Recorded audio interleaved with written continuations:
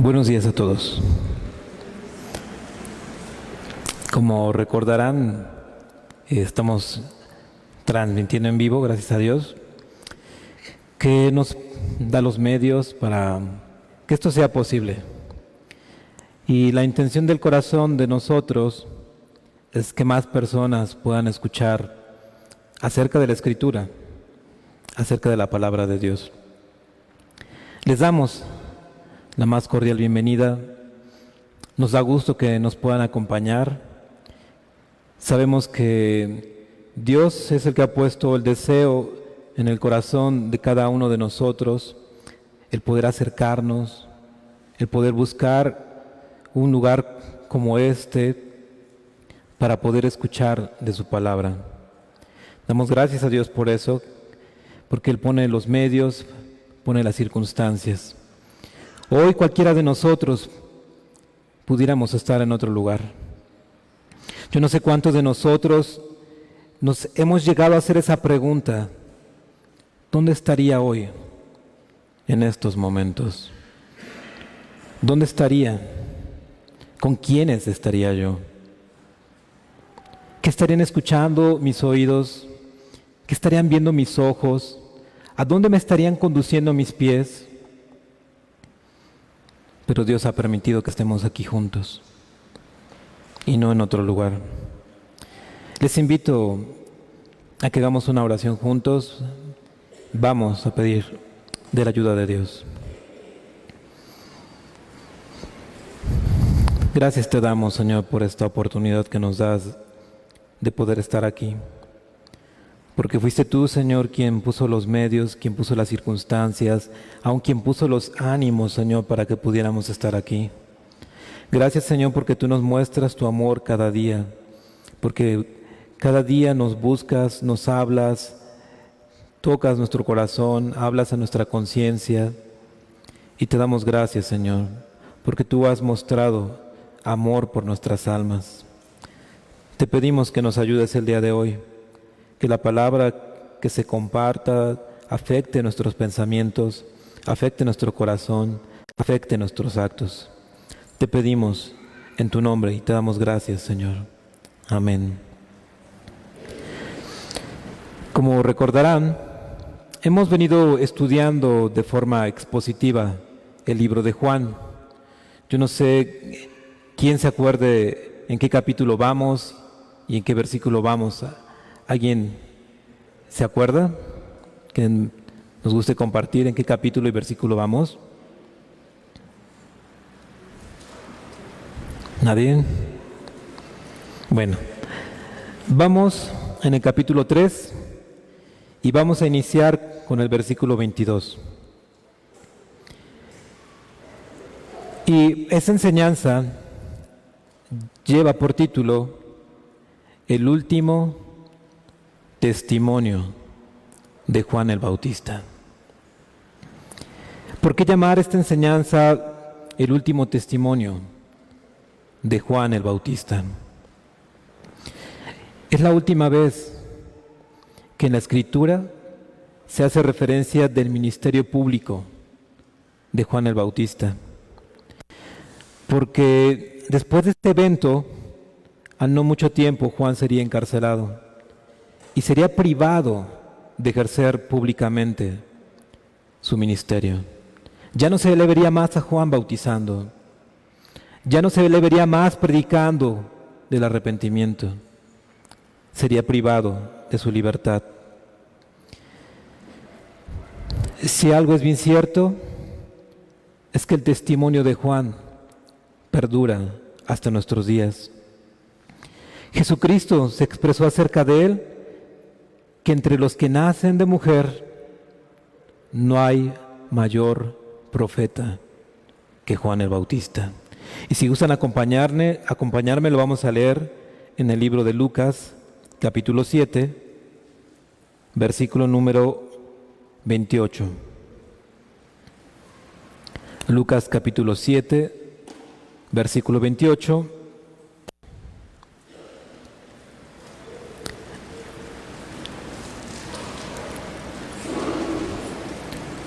Dice así la Escritura: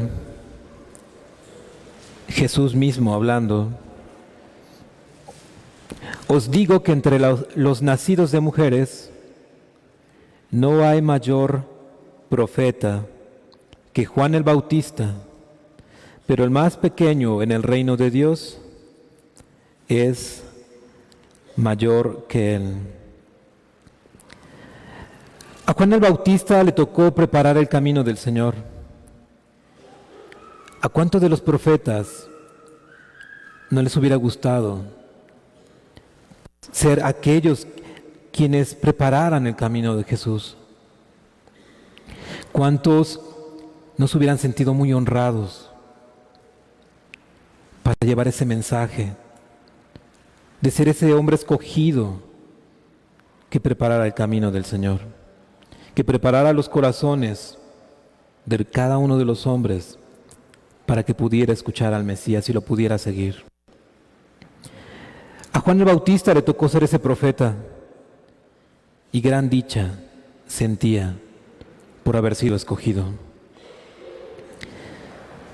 A la porción de la Escritura que estaremos estudiando el día de hoy, que comienza del versículo 22 y termina en el versículo 30, lo que estaremos estudiando hoy, se le ha subtitulado en la versión Reina Valera 1960 como el amigo del esposo.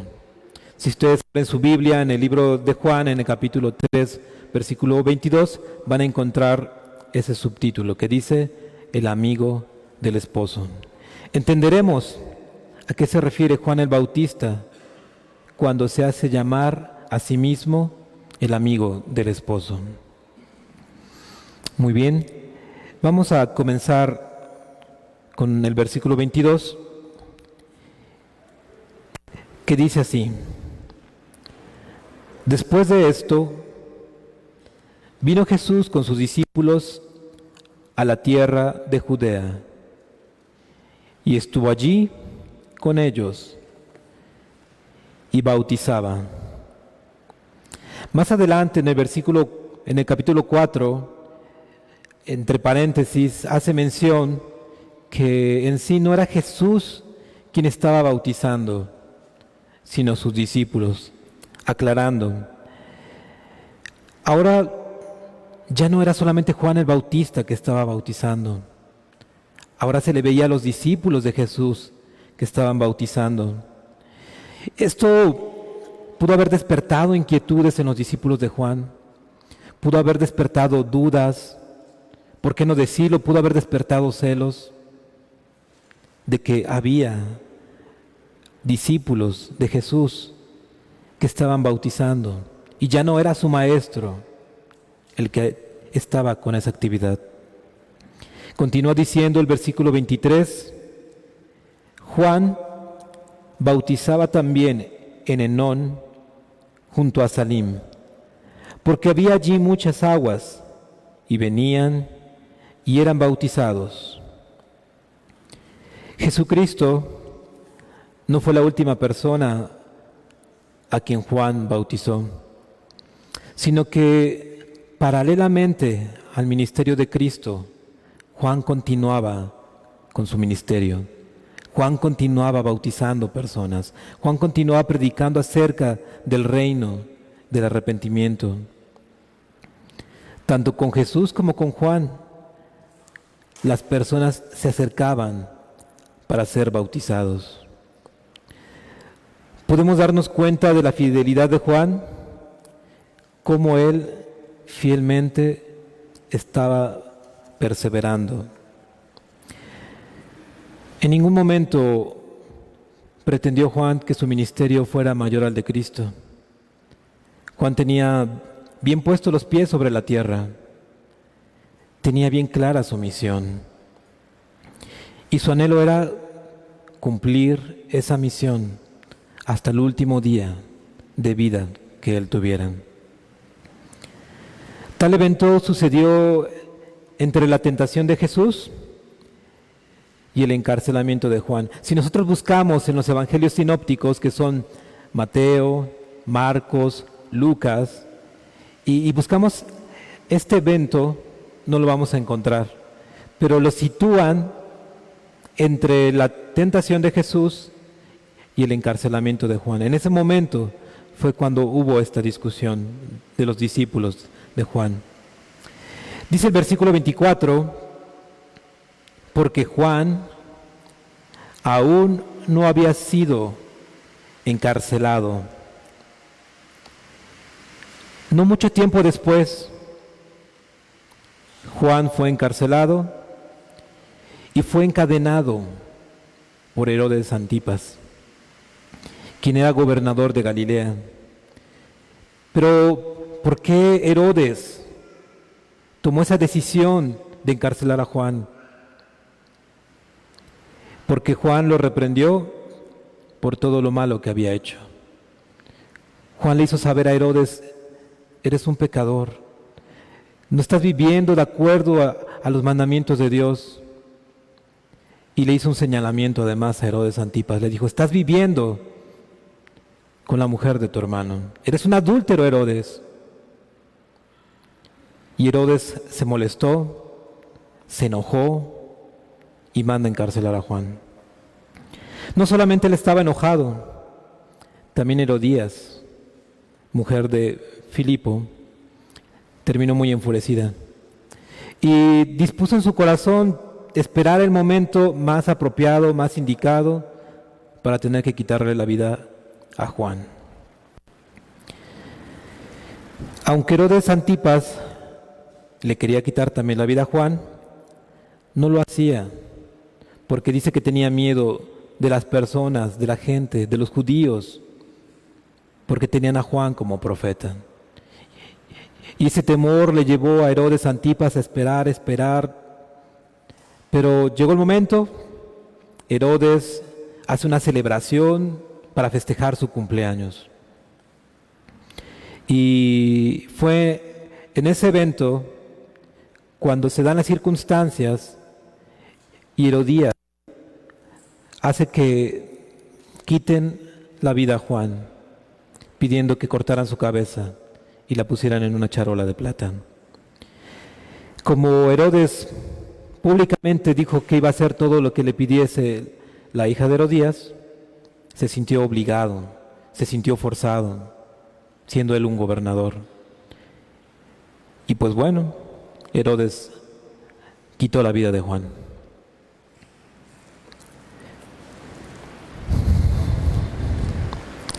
Proverbios, si me acompañan por favor, 27, versículo 5, el libro de Proverbios, capítulo 27, el verso 5 y el verso 6.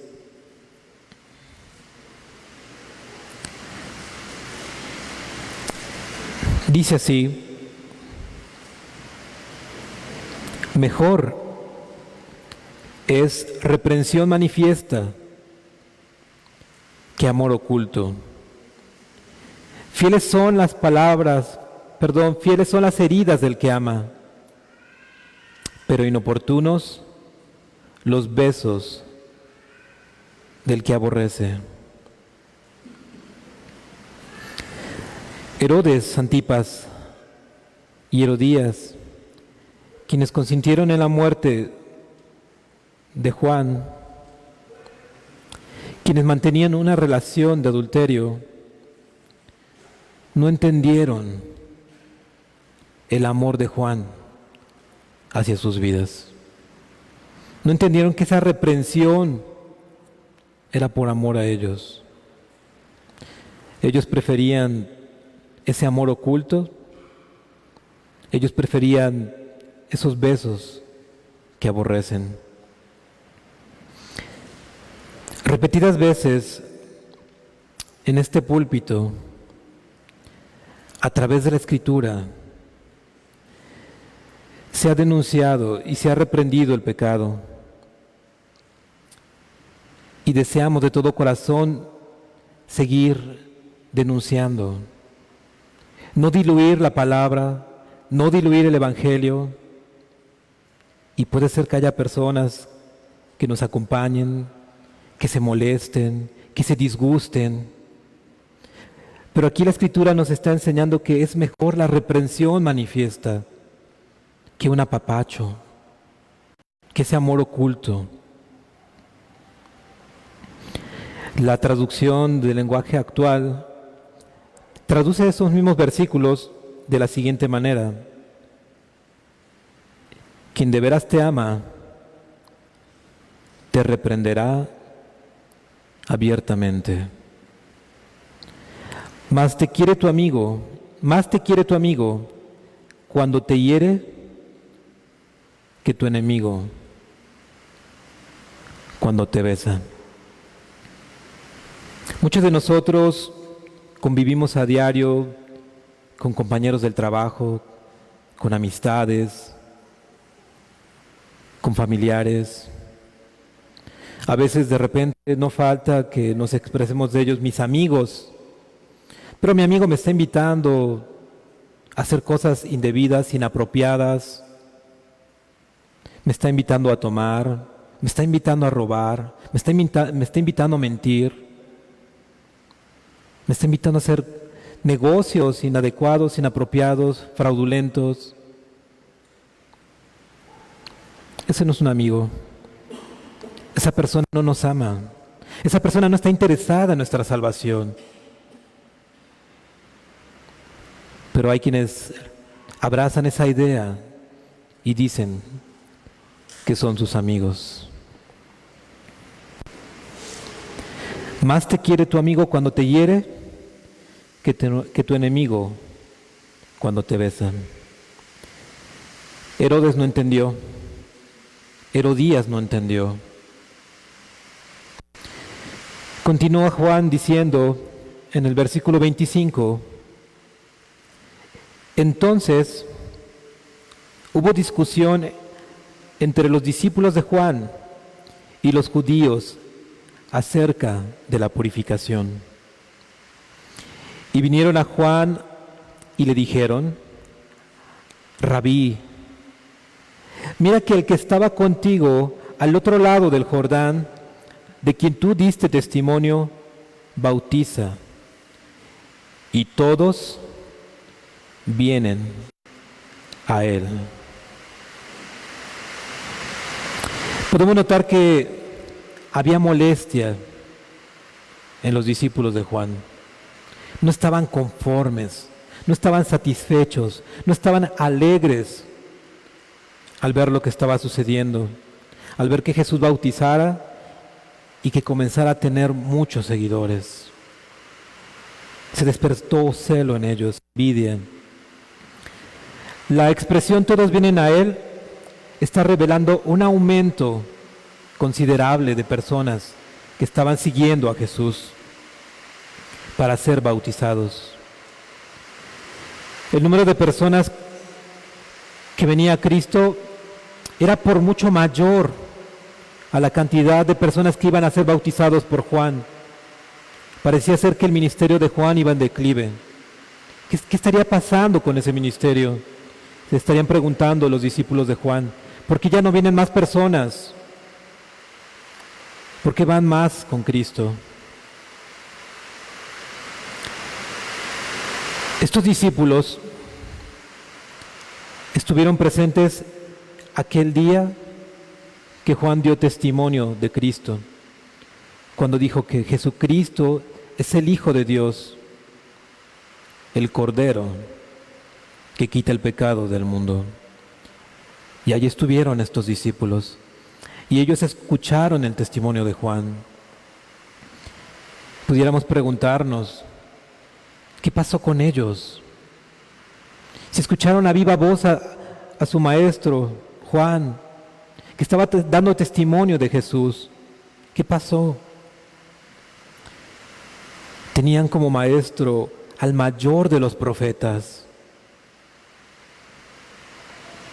de quien Jesucristo dijo que entre los que nacen de mujeres no hay mayor profeta que él.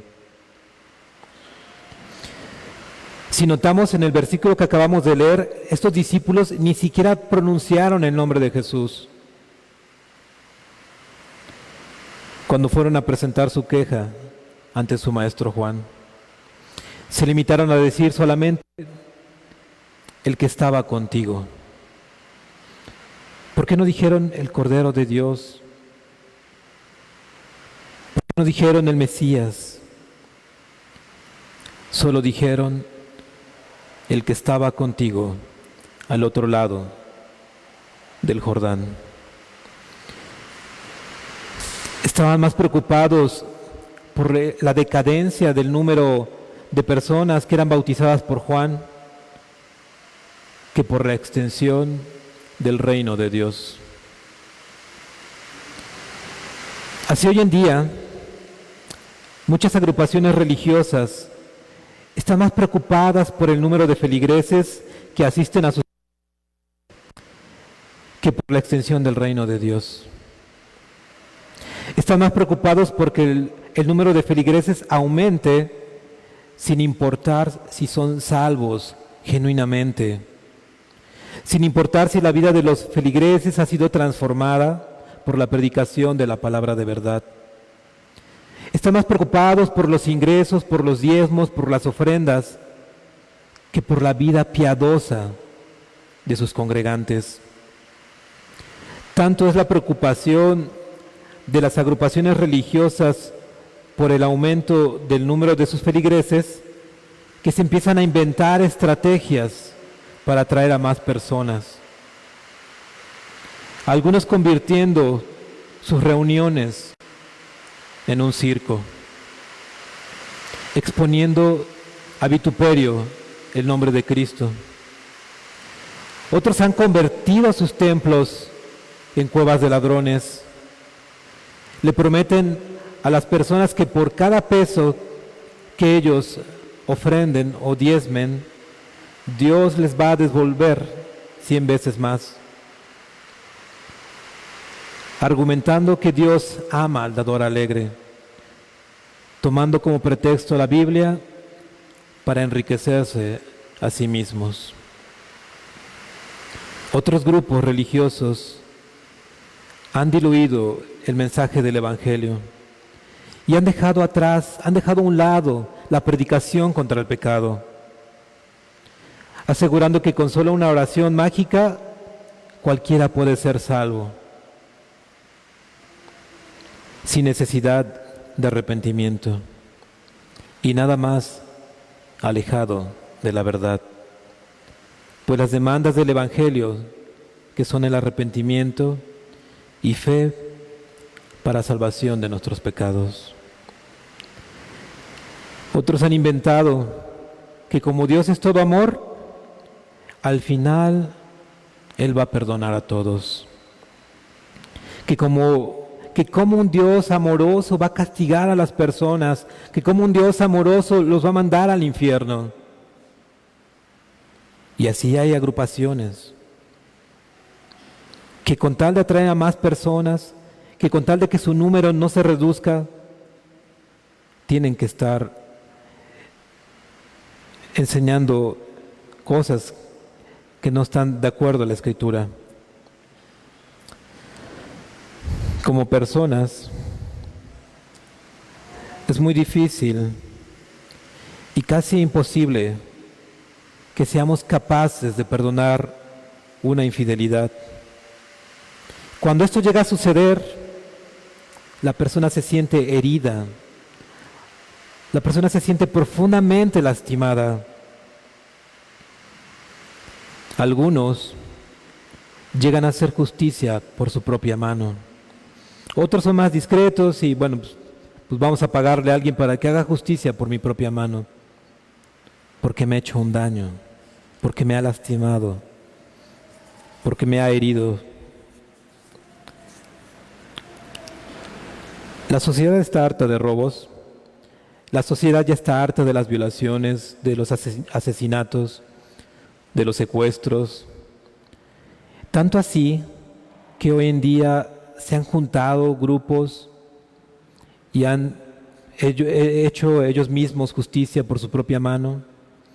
Incluso hay quienes han llegado a privar la vida de sus agresores.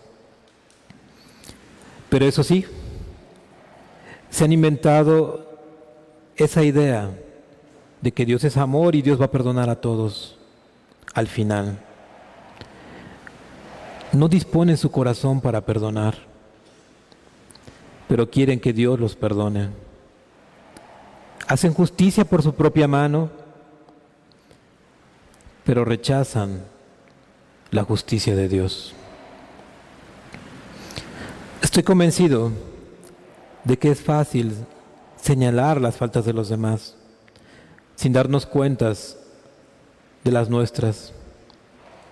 Hoy pudiéramos señalar a los discípulos de Juan, hoy pudiéramos mostrar las faltas de ellos, su envidia, su molestia, que eran lentos para entender, lentos para comprender.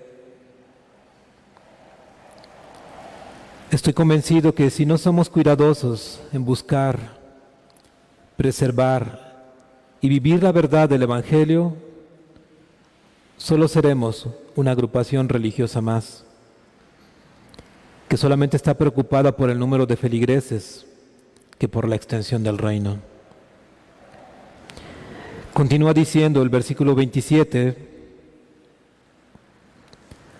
respondió Juan y dijo: no puede el hombre recibir nada si no le fuere dado del cielo. No puede el hombre recibir nada si no le fuere dado del cielo. Juan lo decía respecto de sí mismo, lo decía con humildad. Él estaba consciente de que el éxito de su ministerio había provenido del cielo.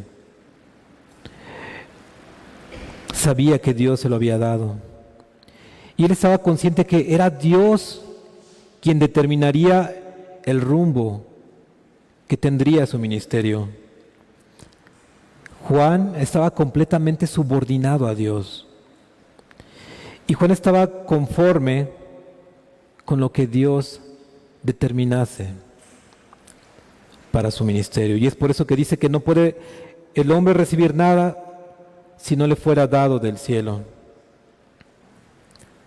Hoy pudiéramos enlistar una gran lista de nombres, de hombres, mujeres, niños incluso, que a lo largo de la historia nos han bendecido con sus vidas, nos han bendecido con sus ministerios, nos han bendecido con sus predicaciones. El día de hoy tenemos hermanos que también nos bendicen con sus predicaciones, con sus enseñanzas, hermanas que son ejemplares. Pero hay algo que debemos de tener presente, y es que el éxito del ministerio de cada uno de ellos lo han recibido de Dios. No ha sido el esfuerzo humano, no ha sido la buena voluntad que pudiéramos tener nosotros, no ha sido el esmero que le hayamos puesto, la perseverancia que tengamos, no son los dones, no son los talentos, no es la experiencia. Dios es quien da, Dios es quien provee. De tal manera que queda excluida toda jactancia. Así que podemos decir que toda la honra y toda la gloria le pertenecen a Dios. No hay razón para que el creyente exitoso en su ministerio se sienta orgulloso respecto de sí mismo, sino más bien, como Juan el Bautista, con un corazón subordinado, un corazón que le dé honra y que le dé gloria a su Señor. Hoy pudiéramos nosotros pensar, ¿qué es lo que me está motivando para hacer este servicio? ¿Qué es lo que me está motivando para tener un ministerio? Ciertamente la honra y la gloria a Dios debe ser algo que nos motive. No tener popularidad, no tener más y más y más adeptos, no. sino que Dios se lleve la honra, que Dios se lleve la gloria. MacArthur, al respecto, en su comentario sobre este pasaje, comenta que la medida del éxito de cualquier ministerio no es cuántas personas sigan al ministro, sino cuántas personas siguen a Cristo a través del ministro. Repito nuevamente, la medida del éxito de cualquier ministerio no es cuántas personas sigan al ministro, porque quizás nuestra vista luego se va, mira, nos asombra nuestra mirada al ver cuántas personas están siguiendo a uno u otro ministro. Pero lo cierto es que debiéramos pensar en cuántas personas están siguiendo a Cristo a través de ese ministro. Continúa diciendo en el versículo 28 Juan: vosotros mismos me sois testigos de que dije, yo no soy el Cristo, sino que soy enviado delante de Él. Nuevamente dice, vosotros mismos me sois testigos de que dije, yo no soy el Cristo, sino que soy enviado delante de Él. Vemos la reprensión bondadosa de Juan que está haciendo a sus discípulos y les recuerda, yo les dije, yo no soy el Cristo, yo no soy el Mesías, yo no soy el Cordero de Dios, yo solamente soy esa voz que clama en el desierto, esa voz que busca atraer la atención de sus oyentes con la potencia y el anhelo de que el mensaje que le fue encomendado llegue a lo más profundo de los corazones. Esa voz que comunique con claridad, sin ambigüedad, lo vital de su mensaje, que de ello depende nuestro presente espiritual y nuestro futuro. Esa voz que anunció la llegada del Mesías profetizado para salvación de nuestros pecados. Le decía a sus discípulos, no se olviden que yo se los dije. Ustedes me son testigos que yo di ese testimonio. Estos discípulos de Juan el Bautista fueron lentos de entendimiento. A diferencia de Andrés, hermano de Simón, y a diferencia de Juan, hermano de Jacobo, que tan pronto ellos escucharon que estaba el Mesías, que tan pronto escucharon que estaba el Cordero de Dios, y dejaron a Juan y siguieron a Cristo.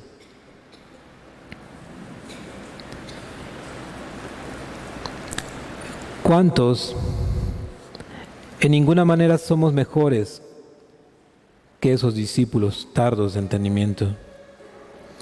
Porque ¿cuántas veces no se nos ha hablado de la necesidad de acercarnos a Dios, de la necesidad de escuchar su palabra, de la necesidad de estudiarla,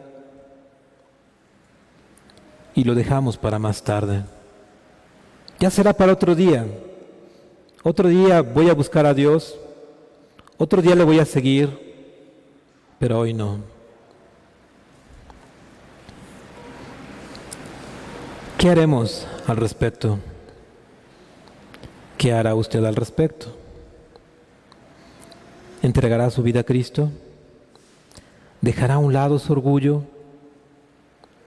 ¿Dejará sus pretextos? ¿Dejará sus excusas para no convertirse a Dios? ¿Y seguirá a Cristo?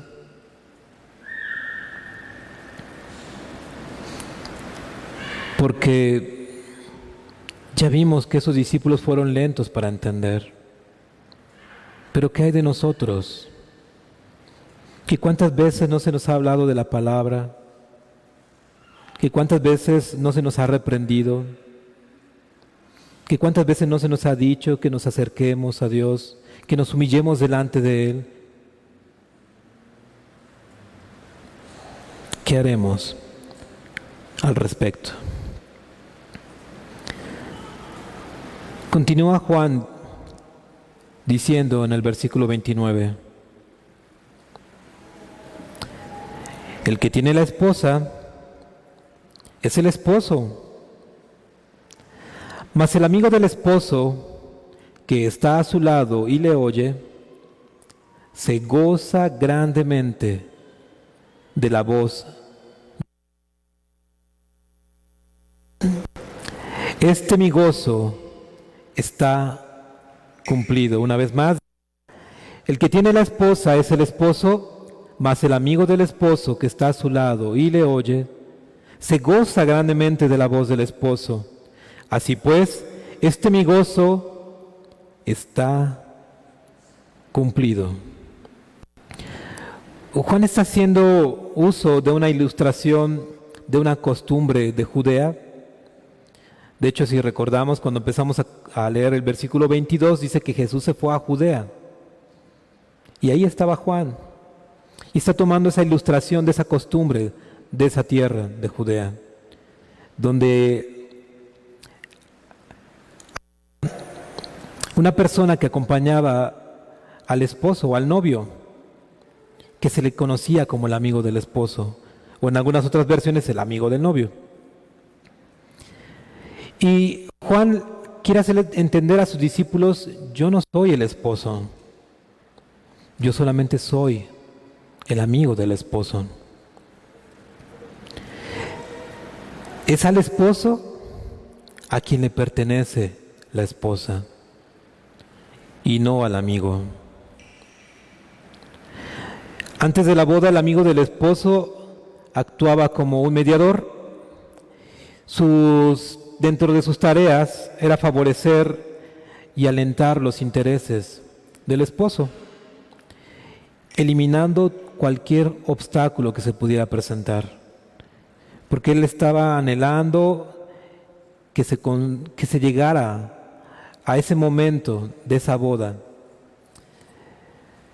Dentro de las actividades que también asumía el amigo del esposo, estaba a supervisar los detalles de la fiesta, oficiaba como el maestro de ceremonias, incluso también era el responsable de entregar a la novia al esposo. Y Juan está ocupando de esa ilustración para hacerle entender a sus discípulos que él no era el esposo. Y Juan estaba sumamente alegre, estaba muy feliz, estaba muy gozoso al ver que el propósito por el cual él fue enviado se había cumplido. Él fue ese amigo del esposo, que entregando a ese remanente fiel de Israel a Cristo.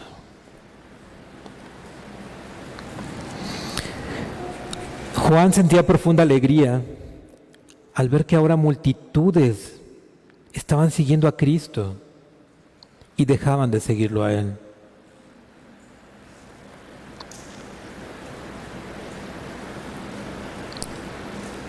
Continuamos con el versículo 30.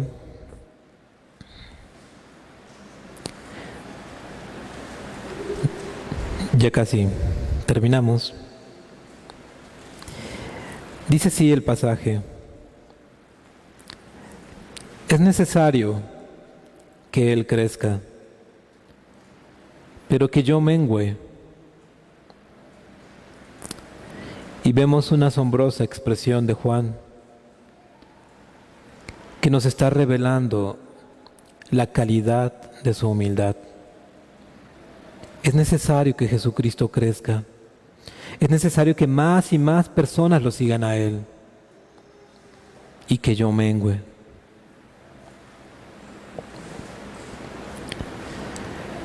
Podemos tener un ejemplo de la vida de Juan y pudiéramos autoevaluarnos y ver si hay un corazón como el que tuvo Juan.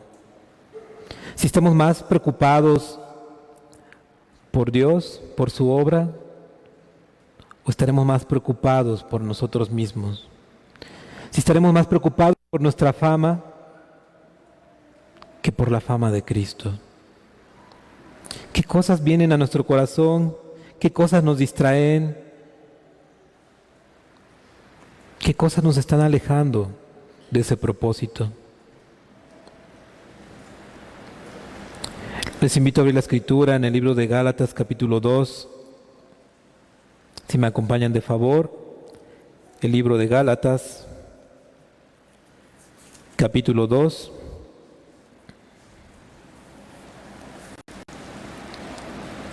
Versículo 20.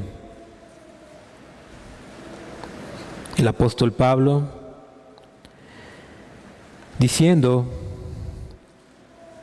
con Cristo estoy juntamente crucificado, y ya no vivo yo, mas vive Cristo en mí. Y lo que ahora vivo en la carne, lo vivo en la fe del Hijo de Dios, el cual me amó y se entregó a sí mismo por mí. Vemos otro hombre que ya no vivía para sí mismo, que ya no vivía para su egoísmo, que ya no vivía para satisfacer solamente sus necesidades. Un hombre, un fariseo de fariseos, un hombre que perseguía a la iglesia, diciendo: ya no vivo yo. Lo que era yo, mi egoísmo, mi orgullo, ha quedado enterrado. Podemos ver otro hombre que dejó de ser él, que menguó para que Cristo fuera quien dictara y gobernara su estilo de vida. ¿Cuántos de nosotros estaremos interesados en una vida como esa? ¿Cuántos de nosotros estaremos interesados en menguar, en enterrar ese ego, enterrar esa soberbia, enterrar esa vida pasada en Cristo, para que sea Cristo quien nos dirija, para que sea Cristo quien nos gobierne, para que reflejemos a Cristo con nuestras vidas, con nuestras acciones, con nuestra forma de expresarnos, con la forma en la que tratamos a las personas? Más adelante, aquí mismo, en el libro de Gálatas, en el capítulo 5, versículo 24, dice: pero los que son de Cristo han crucificado la carne con sus pasiones y deseos.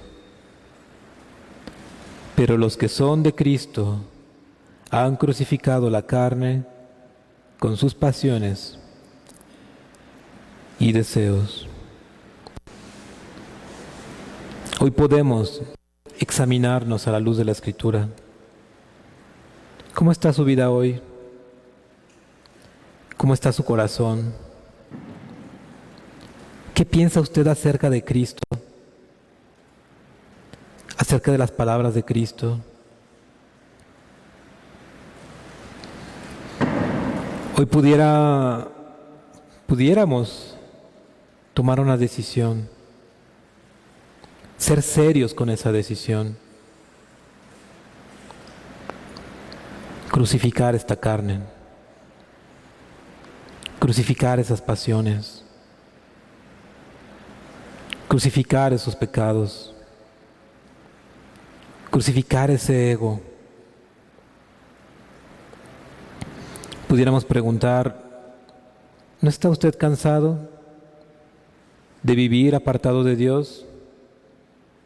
¿No está cansado de que las decisiones que está tomando una y otra vez lo estén llevando a un fracaso espiritual? ¿Cuántas y cuántas veces no ha experimentado ese fracaso en su vida? ¿Y cuánto le ama a Dios a usted? ¿Cuánto le ama a Dios a cada uno de nosotros que estamos aquí? ¿Qué necesidad tendría Dios de estarnos diciendo a cada uno de nosotros constantemente, repetidas veces, anda, acércate, busca?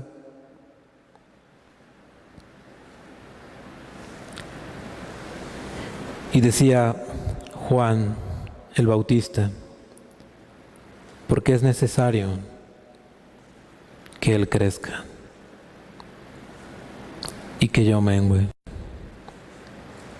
¿Lo anhela en su corazón? ¿Lo desea? Juan dijo, es necesario, tiene que suceder. Pero Juan estaba dispuesto. Pero Juan quiso. ¿Querrá usted?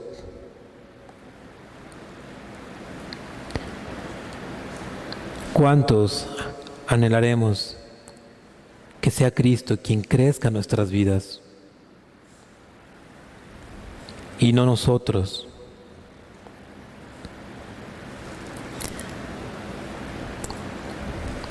Es todo lo que quería compartirles. Les invito a cerrar sus ojos y vamos a dar gracias a Dios.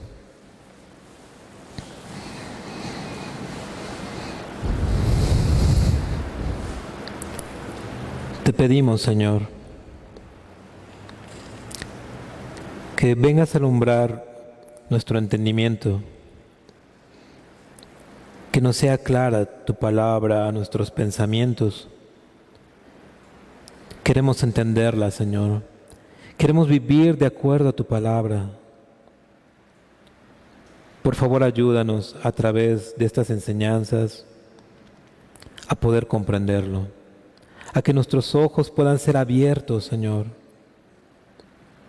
a que haya disposición en nuestro corazón para buscarte, para hallarte, para humillarnos delante de ti, reconociéndote quién eres. El Cristo, el Cordero de Dios que quita el pecado del mundo. Pedimos que tu luz nos alumbre, Señor. Y te damos gracias porque constantemente has venido a nuestras vidas con tu palabra a enseñarnos. Aquello, Señor, que no podamos hacer los hombres con nuestras palabras, hazlo tú en el corazón, Señor. Porque solamente lo puedes hacer tú. Tú eres el que convence al hombre de pecado, de justicia y de juicio. Rogamos que tú hagas esa obra, Señor, en cada uno de los corazones de los que estamos hoy aquí. Te agradecemos, Señor, por tu palabra y bendecimos tu nombre. Ayúdanos a menguar para que tú crezcas, Señor. Te lo pedimos y te damos gracias en el nombre de Cristo Jesús.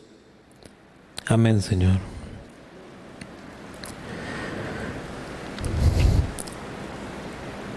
Que Dios les bendiga. Están todos despedidos. Estamos para servirles.